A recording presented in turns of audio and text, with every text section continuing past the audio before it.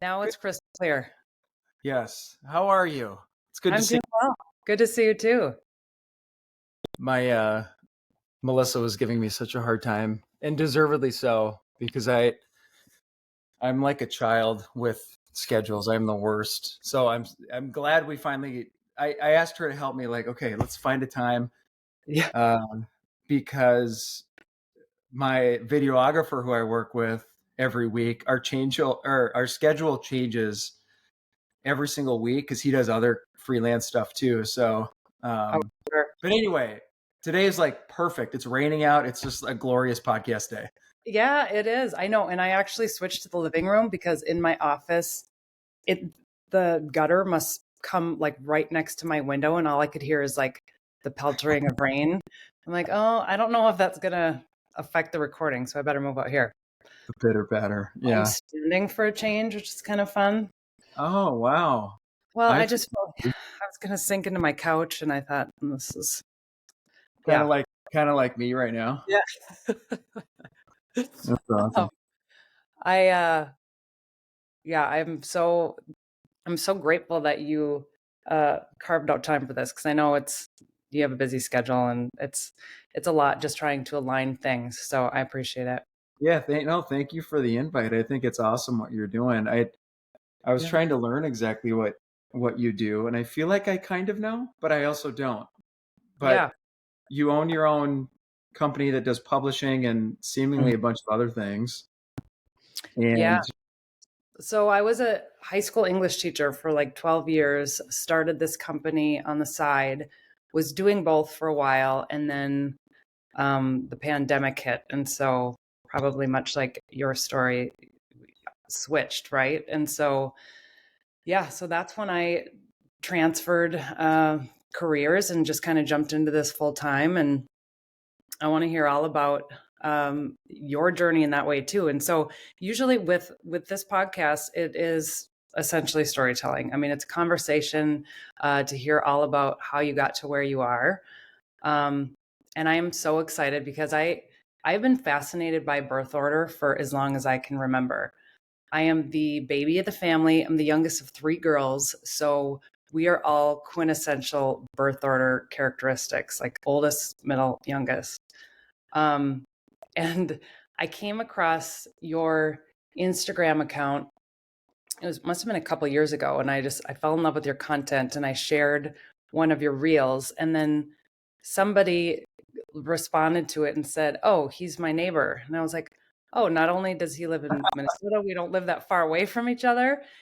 And then come to find out our daughters dance at the same studio, and then I got to hang out with your lovely wife in Florida. And so, yeah, it's always crazy how the law of attraction works. And when you put your focus or energy on certain things, it starts to come into your field more. So, needless to say, I'm so excited to connect with you today. yeah. Um, and I want to know all about how you got into becoming a content creator, why birth order, all of that. So, take us as far back as you see that story starting. Well, I didn't set out to do what I'm doing now, but it's a dream job that I never knew existed. Like, so I grew up, I was a middle child, still am, older sister, younger brother, and around the house, I was the one, maybe a lot like one of your sisters, if it wasn't you, who was like taking the camcorder out of my parents' hands so that I could go do my own thing and make my own silly videos. And so that was me growing up. That went into high school. Me and my buddies would make videos, college and everything. And I got a very normal. Sony Handycam, like the Oh yeah, yeah. it had the Velcro thing right Oh here, yeah. so you could just yeah. We brought it to Disney World, and then there's a lot of me and my shenanigans, I think, in our old home videos. Um, but yeah, I fell into it in 2020 because we were all bored. Everybody was bored. We were all looking for something else to do. So uh, it happened to be TikTok where I started. I was afraid to get on TikTok because I figured there would be a lot of teenagers who hate me and all of us older people, and realized that there's a lot of everybody on TikTok, and there's just a lot of creativity is what I loved. It wasn't just dancing videos, which that's what I thought. Right. And the more that I kind of perused through videos, the more that I was attracted to the comedic videos. And I said, I want in. This is Right. what I've always wanted. I just want a little hobby here. I want a creative outlet. And at the time, I was working at Eagle Brook Church here in Minnesota. I worked there for a total of about 14 years, and I was always in a creative role. So at that time, we were all working from home, but I led a creative team. I didn't actually get to do anything creative because everybody else was so much better at videoing and graphic designing and writing. Then, so I didn't get to do that stuff, but I managed the team that did, and which was a ton of fun. So TikTok became my creative outlet, and I started putting up funny parenting videos, and a following kind of slowly grew. Um, and Was this predominantly on TikTok when you started? Yeah, it was. I Okay. had it was so funny. I just thought I was hilarious, and I was putting stuff on TikTok, and then I would share it onto Instagram, and all of my friends, because you post something on TikTok and it goes to people you don't know. Right. I put it on Instagram, like, hey friends, check this out. Nobody liked it. Everyone's like, yeah, whatever. Stop what you're doing. So uh anyway, TikTok kind of became like my little side passion. I had so much fun with it, and I stumbled upon birth order because Melissa and I were noticing at home, even though we had 4 kids, our youngest was only 1, but our 3 oldest were 8, 6, and 4. And for a couple of years, we had been noticing the differences of their personalities. Mm. Teddy, our oldest, was and still is analytical, a little bit OCD, like things need to be in the right place. You have to do things in the right order.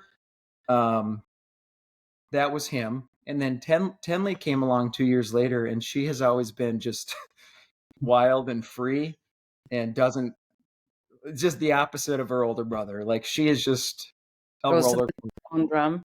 Yeah, exactly. Or just a roller coaster and a ton of fun.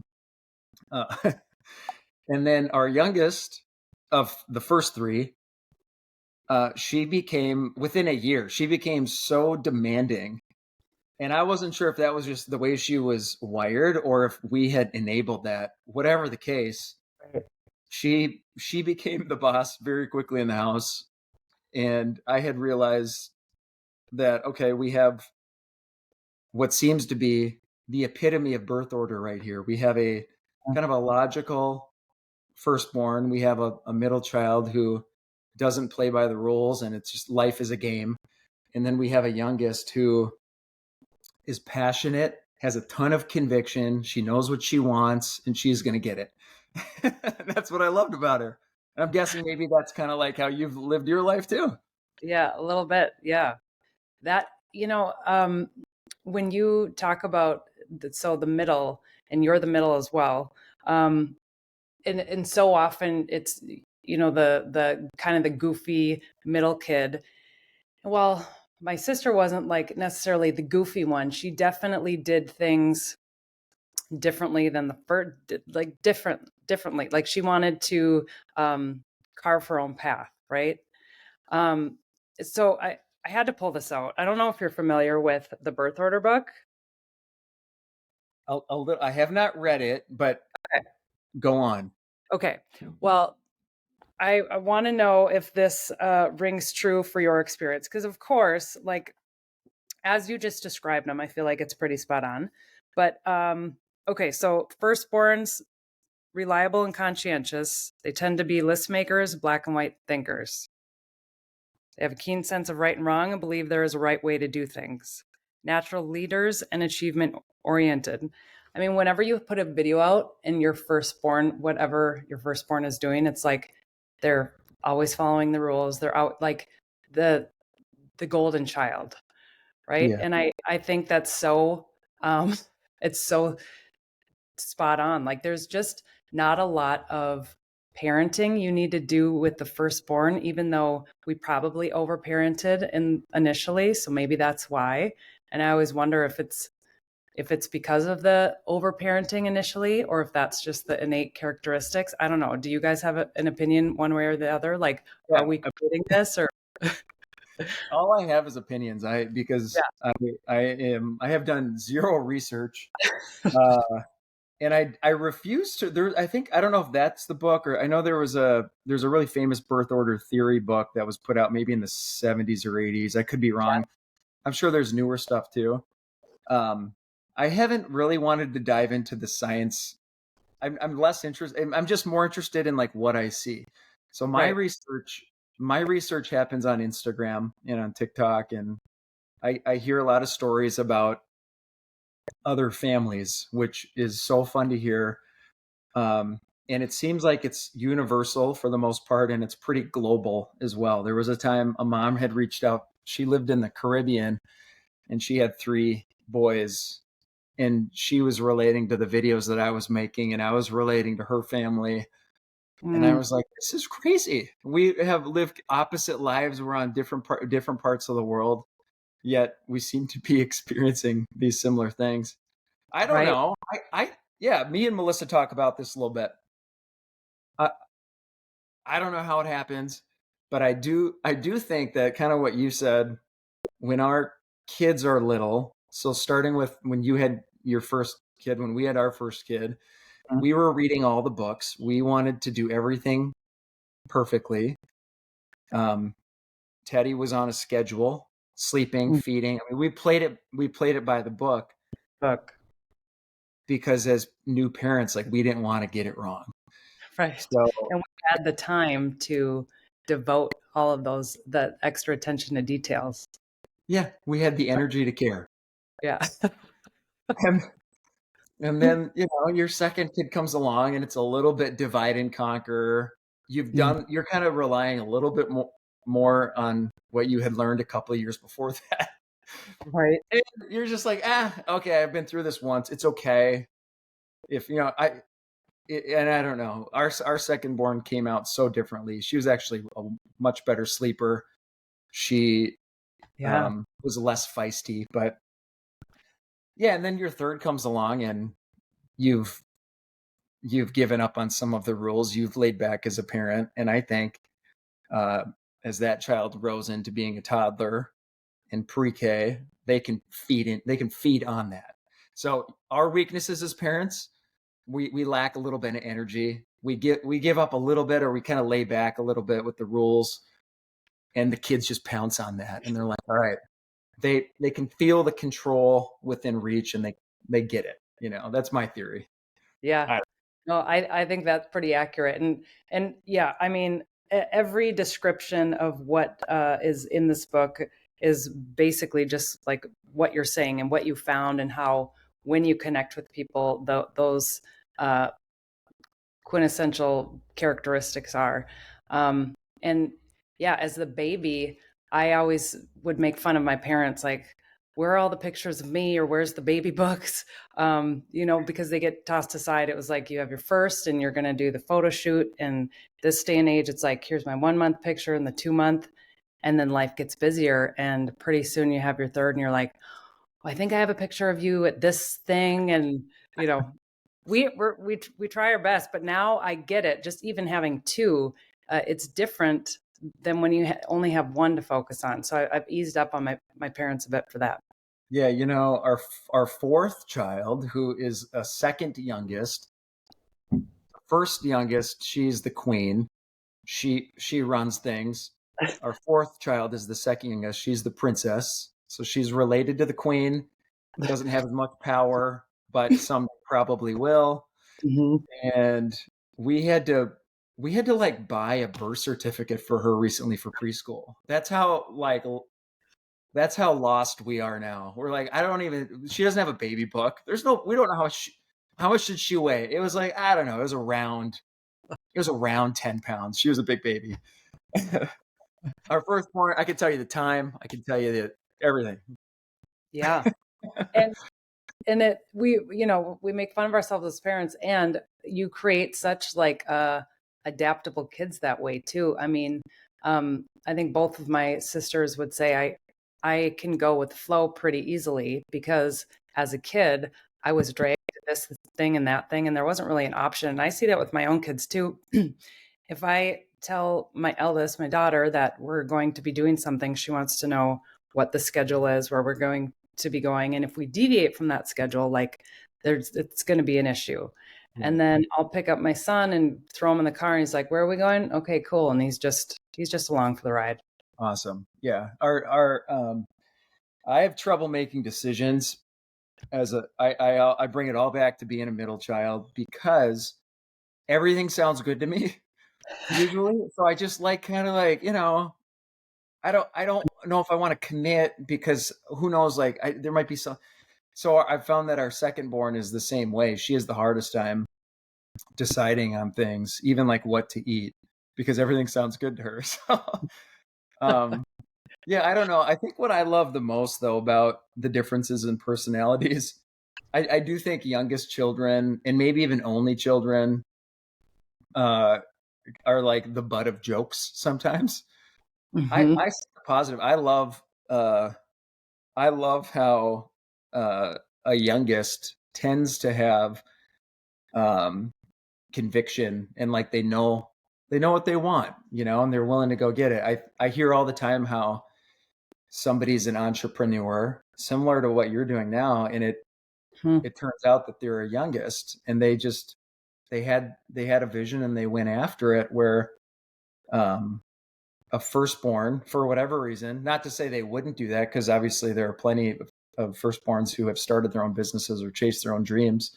Right. But a lot of the time they might end up more in a safer career, or they're probably teachers. I mean, honestly, that's Mm-hmm. probably, you were surrounded by firstborns when you Oh were, yeah, yeah. 100%. So I don't know. I love seeing all the strengths and the positives of birth Yeah, order. there's something to be said about the risk taking of the youngest, where a lot of the firstborns are very successful, and they'll go maybe down a more traditional path, at least to start.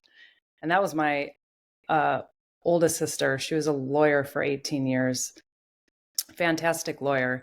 She ended up now switching careers and becoming an entrepreneur. But yeah, I've seen a lot of that. That firstborn goes after the doctorate or the steady career, the teacher, something noble that's traditional, where parents can say like, yeah, good, my kid's a teacher, my kid's a doctor. Yeah. And I think maybe we again, going back to parenting, I remember when our oldest was in second grade, we were we weren't doing it for him, okay, his homework, but we were hovering to make sure things were, and he didn't need it. He was responsible, but we were hovering as parents. Mm-hmm. This morning, our third born was doing her homework 5 minutes before going out to the bus stop. And I wasn't even worried about it. I was like, it'll be fine. You could just turn it tomorrow if you, it doesn't, it's whatever. But no, she was getting it done on her own. Mm-hmm.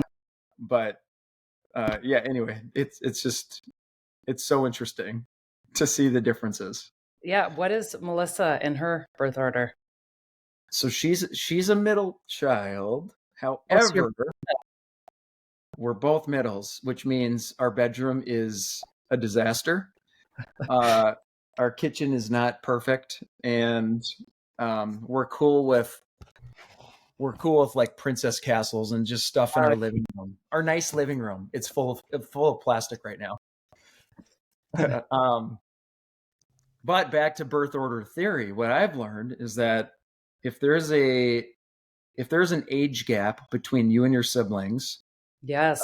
I want to say 4 or more years, Mm-hmm. birth order sort of resets. Yep. The theory of birth order. So that's her case. Her older brother's way older, her younger brother's way younger. So in some ways she's an only child. Yeah. And is she the only female? Yeah, and I think Yeah, gender plays a lot into that too. Yeah. for sure. Because when you're the only of that gender, or the firstborn of that gender, you can take on, just from what I've seen, read, whatever, and in my experience, you start to take on some of those firstborn characteristics too. Then it's kind of a blend. So Yeah. that you have that going for you. I would imagine that she is more of the structured one now that No, I've connected with her. no, you're right. She is. She was a straight A student. Okay. She so definitely in that way. And when it comes to our marriage, she becomes the one who like helps me get to places on time because left on my own, it's just not happening. I'm the worst.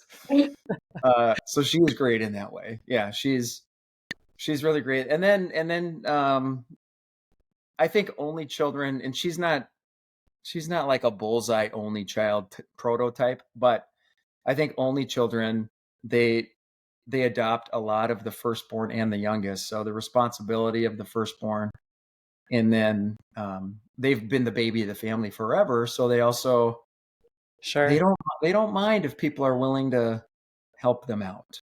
Yeah. Yeah, it's a good blend. And we have one of each. So I definitely see in our son, he's so much the youngest in that um he's not afraid of attention, that's for sure. He seeks it when he can. That's my guy. He's yeah, he's a little comedian. He loves to be around people, very social. But he does have a lot of those firstborn, like his teachers have said, he's um, can be a bit of a perfectionist when it comes to his work. He takes his time and pretty competitive. So we're seeing a little bit of each. And that's what I think is interesting. And I don't have any answers here. Maybe you have some opinions, but the motivation of each kid, I think all kids can be responsible. It's not Hmm. just the firstborns. And I think the motivation is what really intrigues me. My kind of what I wonder is if a firstborn is more motivated by um, the feeling that they need to perform well, or they have to reach a certain level of success because that's what's always been expected of them. You Hmm. know, firstborn Hmm. comes home from kindergarten. Were you nice? Were you kind? Did you do Right. did you, you know, uh, a middle child, I think tends to be, I could be wrong, tends to be more motivated by the experience. Mm.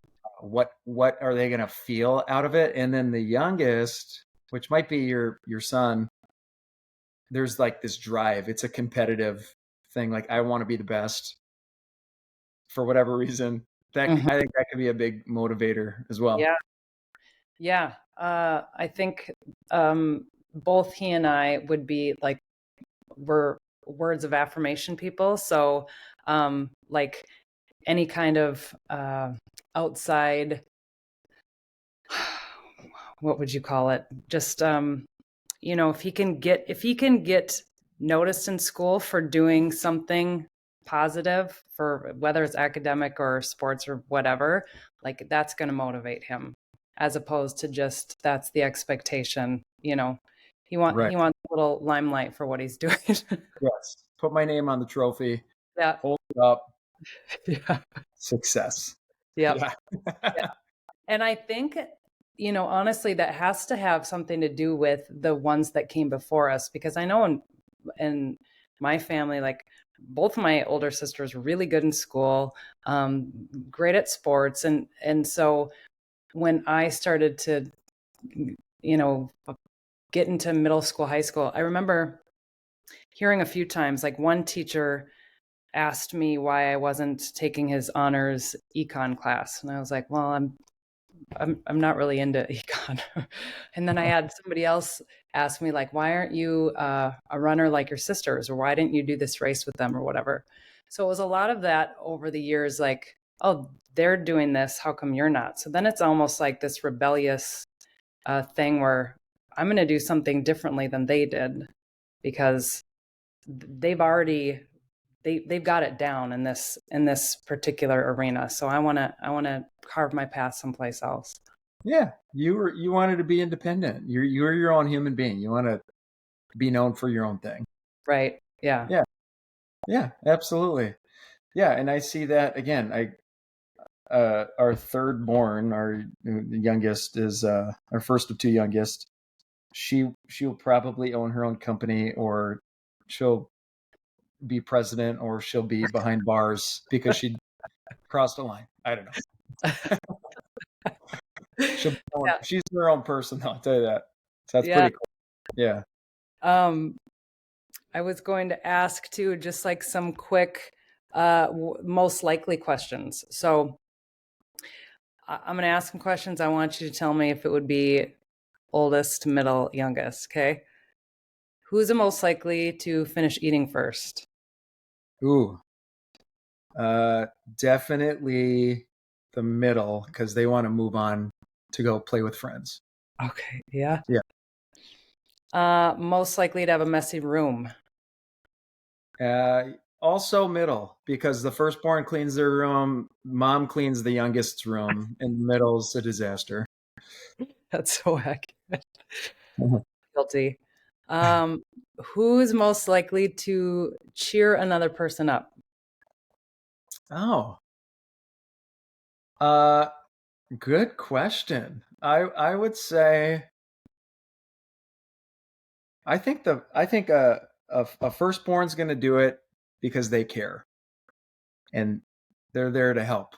I think a Mm-hmm. middle child can't stand the thought of seeing somebody sad either. Mm-hmm.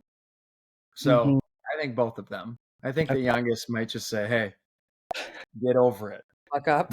You're fine." Yeah. Um, okay. What's my next one? Who's most likely to do their chores first? I think I know the answer. Oh yeah, firstborn, absolutely firstborn. Prank someone. Who's most likely to prank someone? Ooh, I'm gonna go with middle. I Hmm. My favorite TV show of all time is Impractical Jokers Oh, yeah. because it's the only thing on TV that ever got me like laughing super loud. Just it just delights me as a middle child to see what would make a firstborn would be very uncomfortable. Like, oh, I don't know, do that in public? Like, not in public. Don't do that. Yeah. Like, youngest would be like, they should have took it a step further. They should have just took a step. So we were looking for Punked the other day. I was looking on YouTube. Most of them are just clips, but I wanted to show our kids some episodes of Punked because I feel like they're at the age now where they would get it and they'd think it would be super funny, especially the Justin Timberlake one I was looking for. Such But great throwback punked. Oh, I'm so so good. But I don't know that you can. I think you have to buy a subscription somewhere. I don't know. Couldn't find it on my regular one. yeah, But yeah, punked was ahead of its time. I just loved. I remember Nick Lachey getting punked as well, which was yeah, so good when he was dating Jessica Simpson. yes.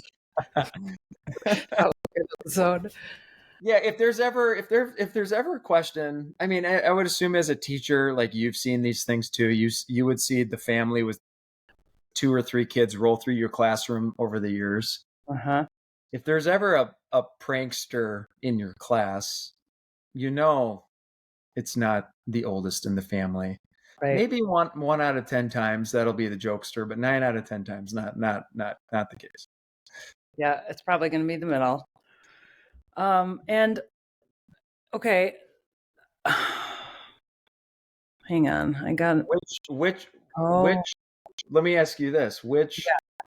When our kids all turn 16, which kid will be most likely to bring mom or dad's car back home after going to a football game at the high school and there's like a dent in the side of the car? Wow. And I only have two. So I don't have the middle dynamic. So I would say for sure my youngest, but I always joke that if my kids were to be at a party in high school, our daughter would be one of the first ones to call the cops, and our son would be on the roof trying to rouse people up and get the music louder. that, Hopefully that that doesn't happen, but that yeah. that kind of sums up their dynamic a bit, you know.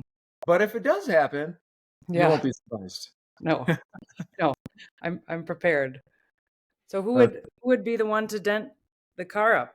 Would it be how the about your siblings back mm, when you guys were teenagers? middle?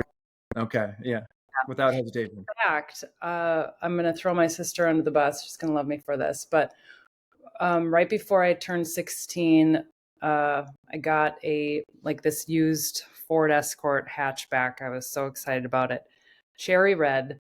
Um, and my sister used it. I don't know what was going on with her car. That might have been getting worked on for another situation. I'm not sure, but she dented it, got in some sort of accident with it. So on the day of my 16th birthday, I didn't have my car to drive. Oh I ended man, up driving my my parents' Suburban, which was of course. pretty, I, which is a very youngest thing to be allowed to do. Here So you go. Here you go, princess. Here are the keys to my yeah, Suburban. I'm sure Have my mom was just like without a car that day. I don't even know. anything for you. Anything for you, though, right? That is so, that is a good birth order story now that I reflect. Yeah, Uh-huh. I think that a lot of the times the youngest child in the family, when he or she turns 16, they get a new car, and it's the same day that the oldest finally gets their own car too. Mm-hmm. That sounds about right. Yeah. Okay, a couple more. Who's the most likely to complete a dare? Ooh. Well, an oldest child would always pick truth, so not them. I'm gonna say youngest. I think youngest has no fear. Yeah. What do you want me to do? Easy. I got this. Mm. Especially if there's like a crowd watching. I think they'd step up to the plate, you know? Yeah, for Yeah. sure. Yep. Yep. Okay, so I want you to talk a bit about you've gotten into I think the kids call it a content creator. You know, Let's call it. You're right.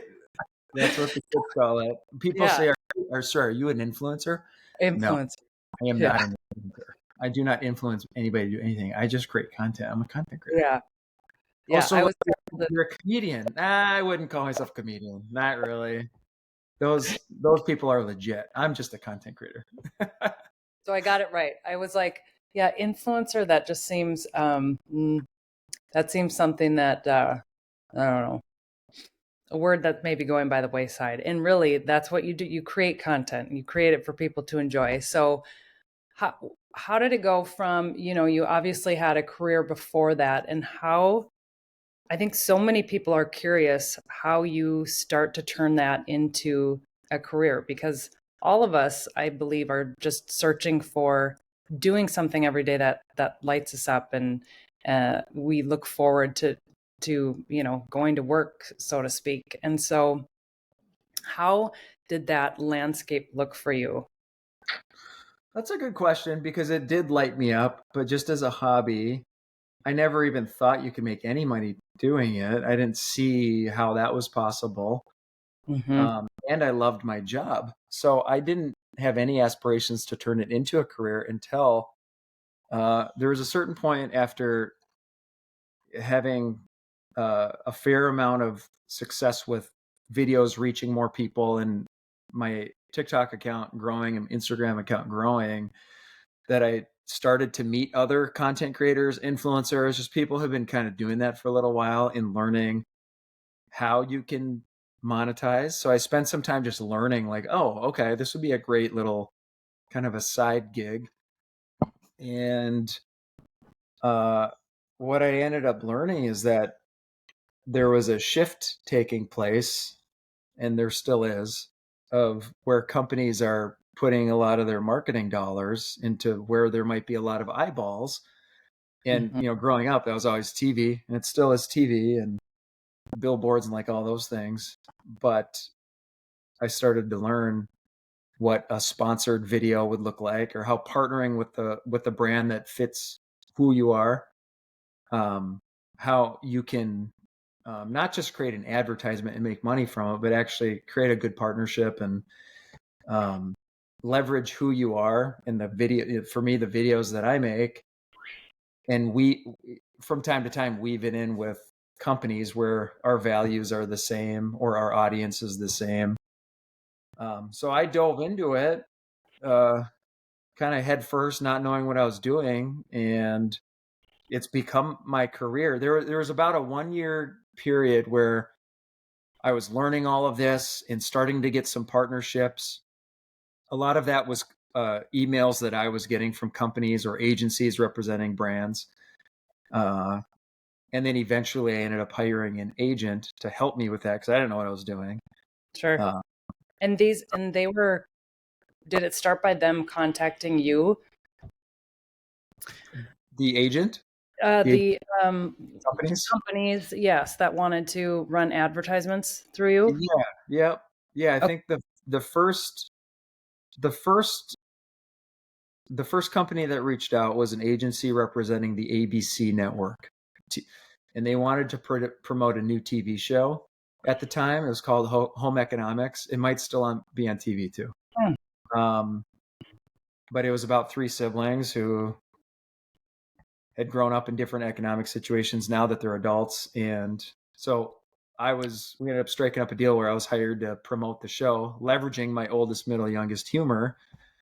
And that was the first time I was like, oh, wow, that really worked. And I was proud of what I created. It was still true to who I was, but it pointed towards, in this case, a TV show. And I saw like, oh, this is great. If I could do this from time to time, Right. it would be great. So yeah, that was, and even to this day, I would say a lot of the partnerships that I get, they might reach out to me first.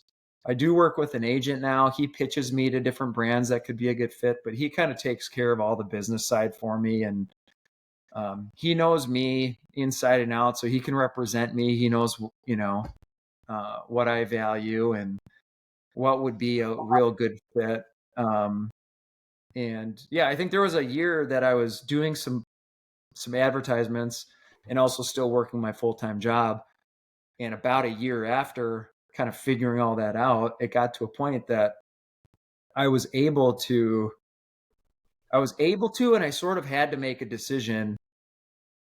Can I keep doing both? Because Right. I was being pulled more and more, both my passion and my time into creating my own videos and doing my own thing, and then my full-time job. So I ended up, now it's been a good year and a half, but um, so yeah, I'm super grateful that now I'm able to have partnerships with brands that allows me to create videos, and it's what I get to do for my Right. job.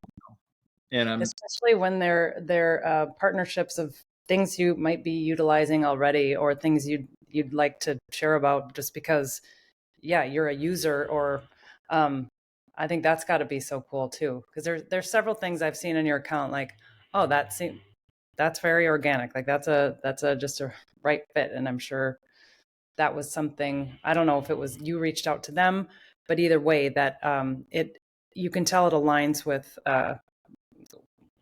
what you do and probably who you are. yeah, every time. So I'm not a salesman. I don't like, there are the influencers who might, and good for them, they're good at it. They can hop onto Instagram and talk all about the products that they use, and they're great at it. And I'm like, I bought something literally yesterday off Amazon because I saw a TikTok video. I was like, yeah, I need that. That makes so much sense. And I can't do that. But what I can do is incorporate products pretty easily into my videos. And it's stuff that whether it's headphones or groceries or whatever, it's stuff that like makes sense. And it's relatable to families too, because it's fun to tie that stuff in. Right. I Yeah. think a lot of people are curious as to what kind of what does your like network need to look like before people start connecting with you.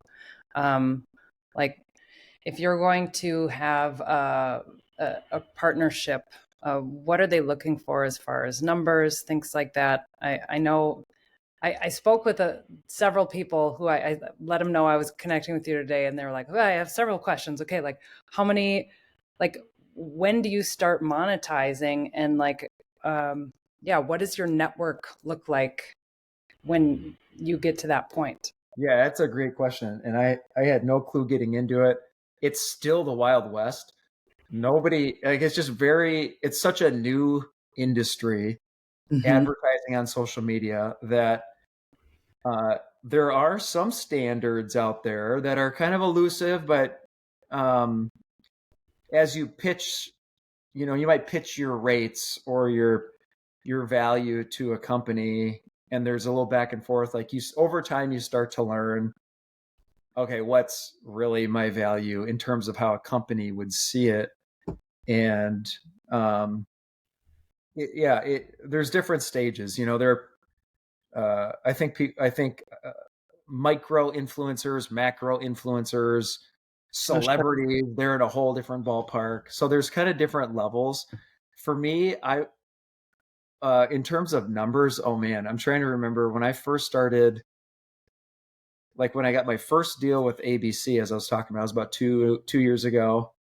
I think at the time I had maybe a 500,000 followers on TikTok, and I think it maybe 50,000 or so on Instagram, something like that.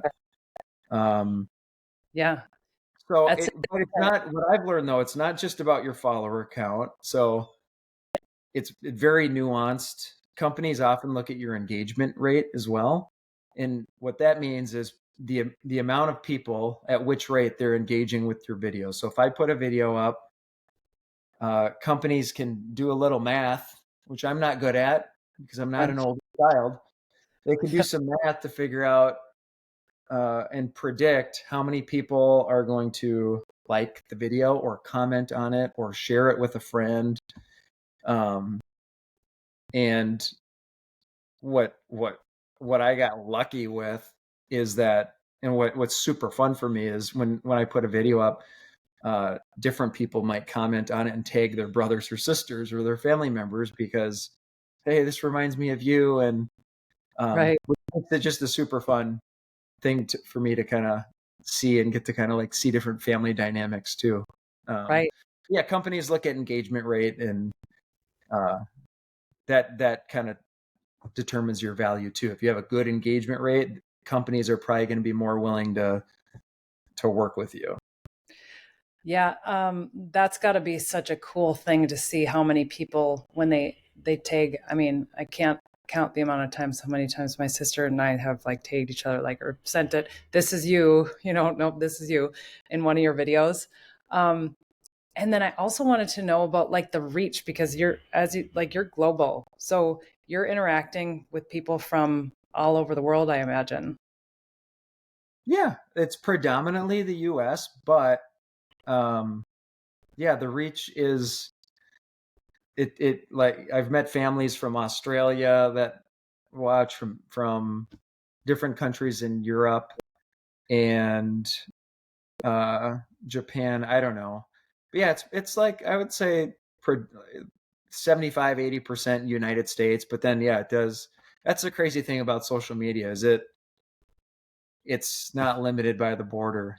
So It that's kind of, allows you to connect with people from all over, which is so cool. yeah, yeah, and it changes too. I mean, these companies, TikTok, Instagram, YouTube Shorts, Facebook Reels, their algorithms are always, they're kind of making changes and tweaks, and it my success on paper, which I try not to hang on to like my numbers necessarily, because that it just gets in your head and you're like, I don't want that to be the thing I'm worried about. I just want to be able to make some people giggle. That's my passion. Um, it just changes so often. So like, you might go on a 2-month run where your numbers and your reach is really solid, and then there might be a couple months where it slows down for whatever reason, and it could be because of maybe my videos just weren't as good those months, or maybe they were. If the engagement rate was about the same as it was, I think people still have enjoyed it the same amount. But yeah, so that's Yeah, kind of like that's the challenging part about creating content on social media for a living is, as much as you want to take control of what you do, you're sort of at the mercy of where it's distributed too. That's what I was going to ask. Has your enjoyment of it changed at all, having taken it from a passion to a business? Because I think people think about that all the time. For instance, my husband Gary, who you've met, he is huge into sports cards. Like another thing that he got into during the pandemic when we were all bored, is he started. They took sports away, and he was wanting to tap into that love and nostalgia of sports. So he started just buying a few here and there, started flipping them, and now he uses it honestly like the stock market. Like he knows that stuff so much better than we know, funds and anything else. And so he's super passionate about it. And I've asked, like, well, what about, he found cards for other people before and gotten a commission and things like that. I'm like, what about being like doing that? And he's like, first of all, I don't know if that could be a full-time job. And Yeah. secondly, I don't know if my enjoyment would change. So Yeah, that's curious. wise. For me, I have not gotten sick of it. So I've been doing this for 3 years now. I am not tired of it. I learned pretty quickly, though, that I wasn't going to keep up with the TikTok race. And at the time, the race was you got to post every day. You got to post 3 times a day. After a few weeks of actually doing that, I was like, I'm not posting every day. I cannot. I cared more about creating a video that I liked, Yeah. and I hoped other people liked, than just trying to put something out every day because that's what the algorithm wanted. So, Yeah. um, so my pace is slow, I guess, for like what I do. I only post.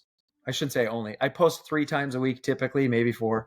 Um, but they're videos that I'm proud of, and I've slowly. And that's considered slow for, I guess I don't even know. Yeah, I suppose it is because most people are encouraged to post like multiple times a day, something. Yeah, I Yeah. don't know. It depends who you talk to. But for what I do, which is sketch comedy, if I posted it every day, I would be done in a month because I'd be sick of it. But more so, people would be sick of it. They'd be like, okay, that's enough. You should stop. um, but I, I try to take ideas from other people. If they send in a story about what their kids did the other day, I'm like, oh, that'd be a great video. Let's make that video. And then I've tried to kind of up the quality, and I work with my buddy who does video, Landon, and so that's made it really sustainable too, where I can just be creative and write, and then do the acting, and then he does the filming and the editing, and Oh, it cool. works really well. And it's a lot of fun for us too. And that Um, that was a friend of yours first who yeah, is that you found, or he was yeah. a friend No, of yours? no, he's yeah. I've known him for years, but we've been like best buddies for the last few years, and he does wedding videography, and he actually worked at Eagle Brook as well at the church Okay. that I was at doing video work, and super creative guy. He lives right around the street. I could actually yell out my window if you want me to try to get a hold of him quick. He could probably hear me.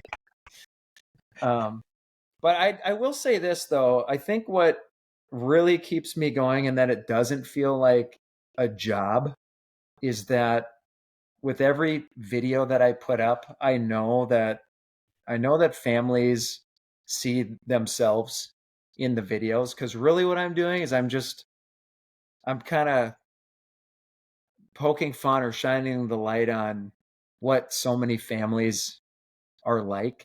And Yeah. that's what I really love, is it's not like, oh my goodness, you're hilarious, TJ, because that's not really true. I'm not very funny, but our families are funny. Our kids are funny. When we were all growing up, like our siblings, we were all like, if you look back at it, it was kind of funny to think about. And I think Right. that's what people see, and that's what I love about it. So that's kind of what's kept me going.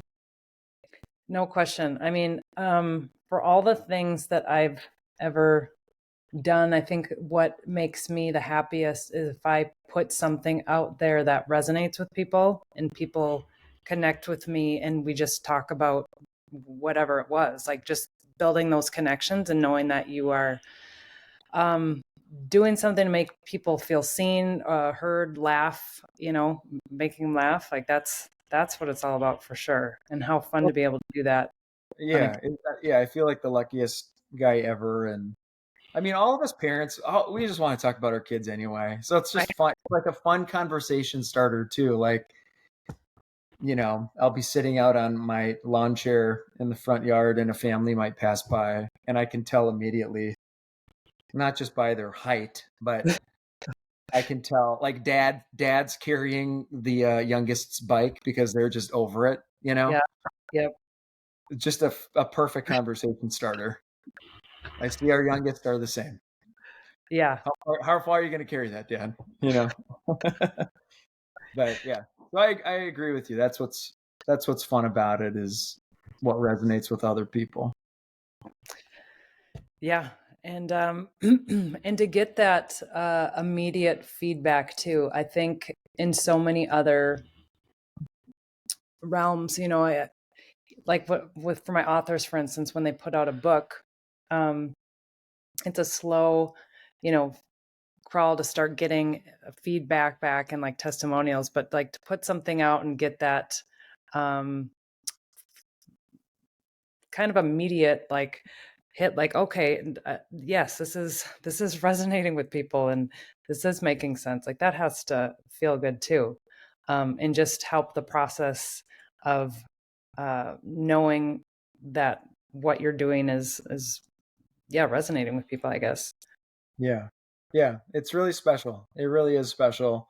Um, there are weeks where I'm overwhelmed by it as well. I love the creative process. What I'm overwhelmed by, uh, if I put a video out and I start I start reading through comments, uh, I'm overwhelmed by the stories and the positivity and the um, because Sure. I so badly like want to just talk to somebody about, like, if I made a video about how 3 kids eat lunch, I want to dig into one family and hear about, like, what are the genders, how old, what are they all like, but I can't because it's all through my phone, and so I get overwhelmed by that because I want to dig in and it to be like a personal thing, but I don't know where to start with it. So I turn my phone off and I start thinking about my next the Yeah. next video. But yeah, it's a really special. I think anybody who creates anything, kind of like what you're saying, you put yourself out there and you share your experiences and you relate it to other people, and we're striving for that connection with other people or other families. Um, that's ultimately kind of what we're looking for and what we want. And it's a really special thing when you can see that it's working, For sure. So it's a rewarding thing. It is. And I know that there are people that are going to be listening who either have wanted to do this themselves or have kids who have talked about doing things or will in the future. Yeah. So, what advice would you give either to another adult or somebody who has a kid who's interested in getting into it and to Oh man. and You know what? I I am all for kids being creative and playing with things, Mhm. And I think as parents, we're always like, what do they want to be when they grow up? We should try to help them figure out what they want to be, But my daughter's 9. She doesn't need to be thinking about what she wants. I shouldn't be afraid of her wanting to get on YouTube, because she's 9. She can't get on YouTube. I'm not going to let her get on YouTube yet. Maybe I don't know. Maybe I will. Um, she is in my videos from time to time. So yeah, maybe I'm contradicting myself. But our oldest is 11. He doesn't have a phone yet. He just got to middle school. I feel like we're going to cave at some point here, but we're trying to hold out.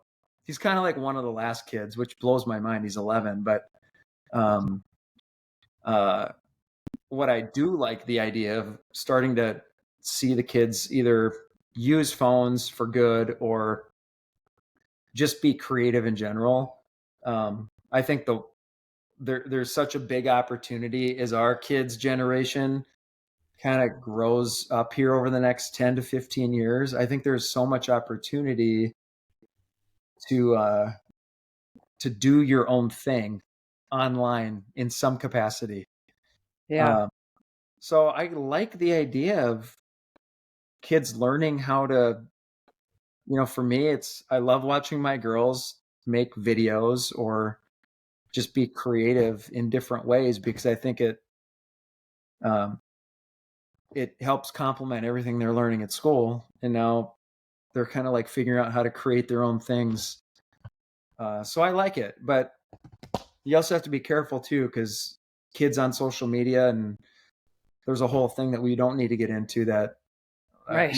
we need to like help them understand that world if once they get on it or once they're exposed to it. Yeah. Um, I'm not looking forward to uh, that phase. yeah, Um, but I know what you mean, but yeah, important that we're there when that happens so that we can kind of help them navigate that. yeah. So yeah, we're such on the front end of that though. I don't think I have any advice, but I overall, I do love, um, you know, if you want to take my phone and create videos and that kind of a thing, like you're not old enough to have your own account yet. You're not putting things out into the world, but yeah, take my phone and go be creative for a little bit. And then I'm going to watch and we're going to laugh together. Like I love all that stuff. Yeah. Right. And then, uh, yeah, there's boys in the neighborhood. They're always doing trick shots and all these different things. They want to be the next dude perfect. 3 years ago, I would have said you don't stand a chance at kids shouldn't aspire to be YouTube stars. That's what they all want. It's not happening. 3 years later, now, yeah, I don't think anybody's crazy for wanting to create content. Mm-hmm. Uh, but for me, it didn't happen until I was in my late 30s, and I didn't even try to. It just kind of happened. So I don't. I'm probably the wrong person to be asking, but I'm all for being creative.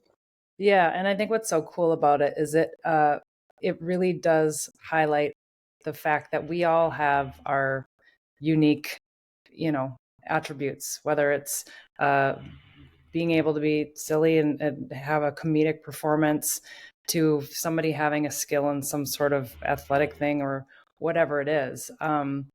What I like about it is I feel like it does, it's like what is your god-given purpose and what is that thing that makes you you, and the more you can be you, uh, and utilize that in your career and serving others, making people laugh, like then I'm all for it.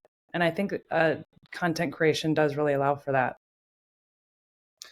Yeah, that's what I love about it too. And who knows, um, you were a teacher for years and now you made a bold shift, and I think the world is better for that in a different way. You could have kept teaching and the world, like you'd be making an impact in a different way, but um yeah, sometimes, whether you feel called to do something or you feel led or you just have a passion that you want to chase down, I think that passion exists for a certain reason. You just need to be smart about when and how you chase it, I think. Unless you're a middle child and you just don't care, you just don't play by the rules. But um, yeah, I'm with you there. Yeah. Yeah. Well, I think uh, everybody can agree that you stepping into this full time was the right call, because you're doing yourself a service by just honoring such a fun side of you and really creating content that resonates with so many people. I mean, it just brings so much joy, and what a gift to be able to do that on a day-to-day basis. Yeah, thanks so much. I feel very lucky, and uh, when I hear about uh, two firstborns who are married and they have their second kid, and the second kid is the first non-firstborn in the family, and they think something is wrong with that second kid, um, they might come across my video, and I've had some of them reach out, say, thank you, because I honestly did not know what to do with my second child, but now I just realize they're just a second child and they're different. That's great. So I can breathe. Yeah. Well, we always joke that the firstborn is so, follows the rules and conscientious and all the things to trick us into having more. And then the real parenting starts to happen. Yeah, right. Yep. And you let off the gas a little bit and then everything goes haywire. Right. Yeah. That might Well, be the case. yeah, thank you so much. I let everybody know where they can find you if they're not already following you. Of course, it'll be in the show notes, but Yeah, well, if you search for TJ on in social media, you'll probably find me. But um, yeah, just thanks again for connecting. Super fun to talk to you, Lindsay, and I love everything you're doing right now. I'm a big story guy myself, so I finally being on the storytelling podcast, super fun. And appreciate it. yeah, thanks for everything that you're doing too. But thanks, I appreciate you having me on and let me chat with you a little bit. You bet. And I'm sure we'll see each other at some dance comps this year and nationals again. I'm just waiting to find out where they're sending us. So I know it. You know yeah, what? Take me south and I'm happy. I'm a happy yeah, camper. same. All right. Well, good talking to you, Lindsay. Yeah, you too. Appreciate it, TJ. All right. Have a good day. You too. Bye-bye.